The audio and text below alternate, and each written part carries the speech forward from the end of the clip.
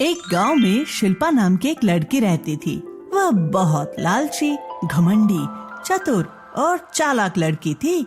वह अपनी चालाकी भरी बातों से सीधे सीधे लोगों से पैसे ऐंठ लिया करती थी। वह दुनिया की सबसे अमीर लड़की बनना चाहती थी। शिल्पा के ही गांव में सूरज नाम का एक सीधा साधा, बहुत शरीफ और ईमानदार लड़का रहता था, जो बहुत ही गरीब था। बस इतना कमाता था जिससे अपनी छोटी मोटी जरूरतें पूरी कर सके। वह शिल्पा से बहुत प्यार करता था। एक दिन सूरज ने सोचा, क्यों न ये बात शिल्पा को बताकर देखी जाए, कहीं वह भी उसे पसंद करती हो। सूरज शिल्पा के पास जाता है और अपने प्यार का इजहार करता है। शिल्पा, अब मैं तुम्हें बहुत पसंद करता हूँ, क्या तुम मुझसे शादी करोगी? यह सुनते ही शिल्पा आग बबूला हो जाती है और कहती है, क्या क्या बोला तुमने? तुमसे शादी? और मैं? तुम बहुत ही गरीब और तुम्हारी औकात ही क्या है जो मैं तुमसे शादी करूंगी? चले जाओ यहाँ से, वरना गांव वालों को बुलाकर बहुत मार खिलवाऊंगी। यह सुनकर बेचारा सूरज चुपचाप वहाँ से चला जाता है। शिल्पा एक दिन सपने में एक जगह जमीन के नीचे बहुत सारा खजाना देखती है। वह सुबह उठते ही यह सोचने लगती है कि अगर यह सारा खजाना मुझे मिल जाए तो मैं दुनिया की सबसे अमीर लड़की बन जाऊंगी।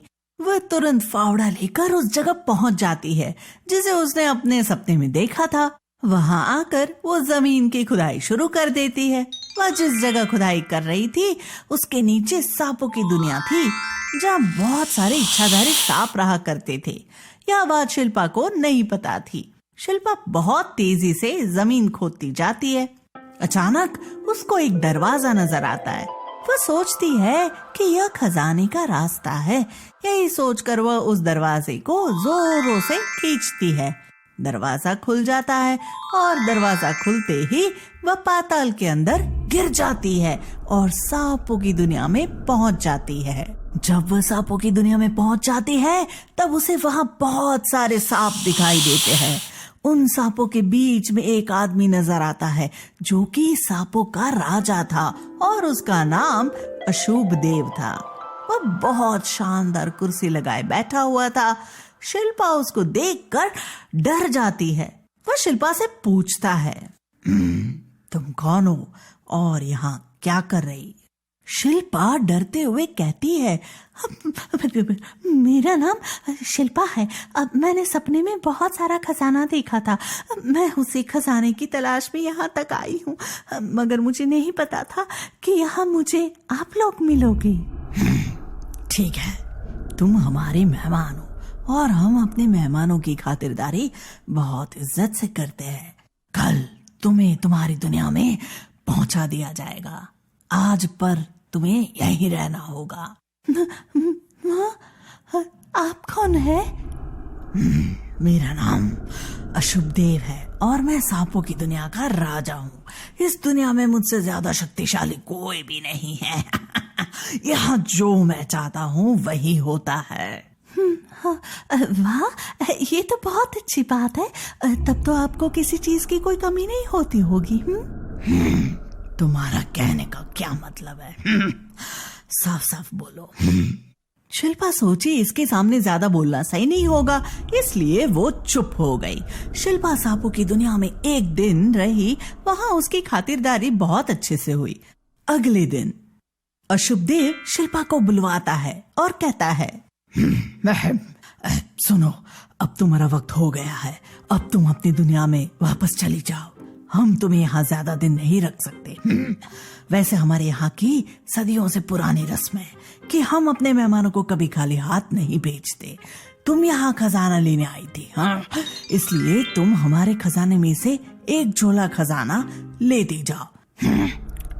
ये सुनकर शिल्पा बहुत खुश हो गई।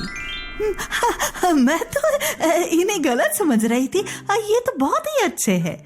यह सोचकर शिल्पा खुशी से बोली, चलो चलो, खजाने तक ले चलो मुझे। तभी अशुभ देव ने शिल्पा को रोकते हुए कहा, रुको, तुम हमारे खजाने से सिर्फ एक ही झोला खजाना ले सकती हो, उससे ज्यादा नहीं। ठीक है, मैं एक ही झोला खजाना लूंगी, उससे ज्यादा नहीं। जब शिल्पा खजाने के कक्ष में जाती है तो ढेर सारा खजाना देखकर उसकी आंखें फटी की फटी रह जाती है। हे भगवान, ये क्या दिखा दिया आपने? बाप रे, इतना खजाना! ये सारे खजाने यहाँ क्या कर रहे हैं?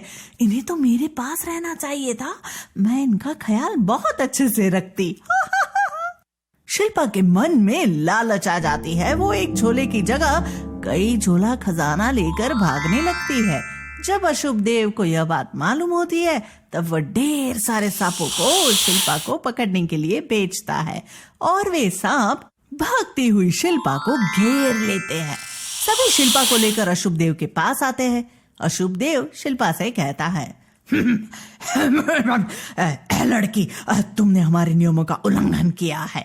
हम तुम्हें सजा के तौर पर तुमसे ये इंसानी रूप छीनते हैं और इच्छाधारी नागिन बनने का श्राप देते हैं। अब तुम अपनी इच्छा से कोई भी रूप धारण कर सकती हो, परंतु इंसान का रूप धारण नहीं कर सकती। मैंने तुम्हें पहले ही मना कर दिया था, लेकिन तुम मानी ही नहीं, इसलिए मैं तुम्हें ये सजा देता हूँ। मुझे माफ कर दीजिए, अब मुझसे गलती हो गई। मुझे कोई खजाना नहीं चाहिए। अब आप अपने सारे खजाने अपने पास ही रखिए, अब मुझे नहीं चाहिए इनमें से एक भी। लेकिन आप मेरे इंसानी रूप को मुझसे ना छीनिए, मैं इतनी बड़ी सजा नहीं चाहती। मुझे ये सब नहीं सुनना। तुम्हारी गलती की वजह से तुम्हें अवश्य ही सजा मिलेगी। तो इस तरह मैं कैसे रह पाऊंगी? हाँ, कोई तो तरीका होगा जिससे मैं इस श्राप से बाहर आ सकूं। हाँ, मैं वापस अपने इंसानी रूप को पा सकूं। हाँ, नहीं, अब तुम्हें हमेशा ऐसे ही रहना होगा। मैं तुम्हें वापस धरती पर भेज रहा हूँ, लेकिन शापित नागिन के रूप में। कृपया मुझे माफ कर दे, और कोई तरकीब बताए जिससे मैं इस श्राप से मुक्त हो सकूं। हाँ, अब से मैं कभी किसी के धन पर लालच नहीं करूंगी। कृपया मेरी बात मान ले। हाँ। अच्छा, अब जब तुम इतना कह रही हो तो मैं बताता हूँ। देखो, एक तरीका है जिससे तुम श्राप से मुक्त हो सकती हो। हाँ, अब बताएं। जब कोई शरीफ और ईमानदार लड़का तुमसे ये कहेगा कि मैं तुमसे बहुत प्यार करता हूँ, तभी तुम्हारा श्राप खुद ब खुद खत्म हो जाएगा। जी धन्यवाद। सांपों की दुनिया से निकलकर शिल्पा यह सोचती है कि सूरज बहुत शरीफ और ईमानदार लड़का है और वह मुझसे प्यार भी करता है। सूरज जरूर मुझे वो शब्द बोलेगा जो अशुभ देव ने कहा था। वह सूरज के पास जाती है, लेकिन सूरज शिल्पा को नागिन के रूप में देखकर डर जाता है। ये कौन है? नागिन? हे भगवान, ये मुझे काट ना ले। इतना कहकर सूरज वहां से भाग जाता है। अरे, सूरज तो मुझसे डरकर भाग गया, अब क्या करूं? अगले दिन शिल्पा मुर्गी बनकर सूरज के पास जाती है, लेकिन सूरज मुर्गी को भगा देता है। फिर अगले दिन वह बतख का रूप लेकर उसके पास जाती है। सूरज बतख को भी भगा देता है। अब शिल्पा सोचती है कि मैं कौन सा रूप लेकर जाऊं जो सूरज मुझे ना भगाए। तभी शिल्पा को बचपन की बात याद आती है। जब वो और सूरज साथ खेलते थे तब सभी से उसके मनपसंद जानवर का नाम पूछा जाता था। तब सूरज हिरन का नाम लेता था। यही सोचकर अगले ही दिन शिल्पा एक खूबसूरत हिरन का रूप धारण करके जाती है और सूरज के बगल में जाकर चुपचाप बैठ जाती है। सूरज उस खूबसूरत हिरन को देखकर बहुत खुश हो जाता है और हिरन को सहलाने लगता है। अरे वाह, इतनी खूबसूरत हिरन यहाँ कैसे आ गई? मेरी तो नजर ही नहीं हट रही इस पर से। एक काम करता हूँ, अब इसे अपने साथ ही ले जाता हूँ। वैसे भी ये मेरे साथ खुश लग रही है। सूरज उस हिरन को अपने साथ ले जाता है। वह उस हिरन को अपने साथ साथ रखता है। वो जहाँ जाता है उसको अपने साथ ले जाता है। सूरज को उस हिरन से गहरा लगाव हो जाता है। इसी तरह कई महीने गुजर जाते हैं। एक दिन वह हिरन कहीं चली जाती है। सूरज हिरन को अपने पास ना पाकर बहुत परेशान हो जाता है और हिरन को ढूंढने लगता है। अभी तक तो यही थी, अब अचानक कहाँ चली गई? बहुत देर के बाद सूरज को वह हिरन नदी किनारे दिखाई दी। वह तुरंत हिरन के पास आया और उसे सहलाने लगा। तुम कहाँ चली गई थी? अब मैं कितना परेशान हो गया था। अब मुझे छोड़कर कभी मत जाना। मैं तुमसे बहुत प्यार करता हूँ। यह वही शब्द थे जिससे शिल्पा का श्राप खत्म होने वाला था। यह सुनते ही शिल्पा हिरन से इंसान बन जाती है। यह देखकर सूरज हैरान रह जाता है। फिर शिल्पा उससे अपनी सारी कहानी सुनाती है। शिल्पा सूरज से कहती है, मुझे तुम्हारी वजह से नई जिंदगी मिली है। अब मैं तुम्हें छोड़कर कभी नहीं जाऊंगी।